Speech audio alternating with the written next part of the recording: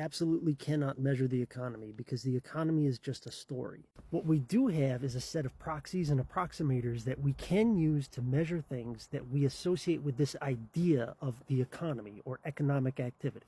But what quantifiers we include or exclude from that set is dependent on this story that you and I both understand when I say the word the economy. You absolutely can measure GDP and unemployment rates and new jobs created. We could also include the shoe size of the average American worker, but we wouldn't because it doesn't fit the story. It's the entire point I'm making in the original video. These things are not fixed and they're not set in stone, but they're also not random. This tree exists whether or not you and I had ever been born. It doesn't need us to understand it or even know about it in order for it to be real. But when I say the economy doesn't exist the same way that this tree does.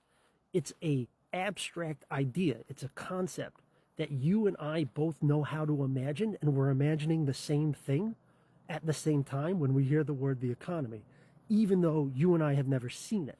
It wouldn't deny the laws of physics or mathematics if we started living in a world where we said we're going to also measure how much a worker likes their job or intends to stay in the job as an economic indicator. You and I could be living in a world where we say we got full employment right now, but everyone is looking to leave their job, so we have a bad economy.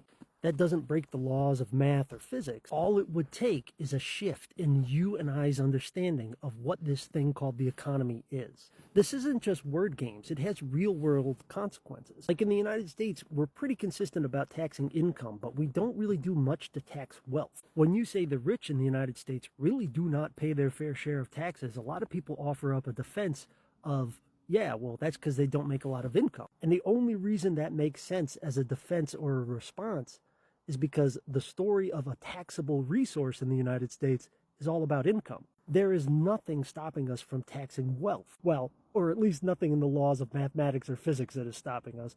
What is stopping us is the people who write the taxation laws in the United States have a lot of wealth and not a lot of income. They would like it if we tax the income and not the wealth. I find all of this useful to think about because I've noticed that a lot of people think that these story nouns are the same thing as the actual physical object nouns. They think that just because we don't consider job satisfaction part of the economy, we just can't.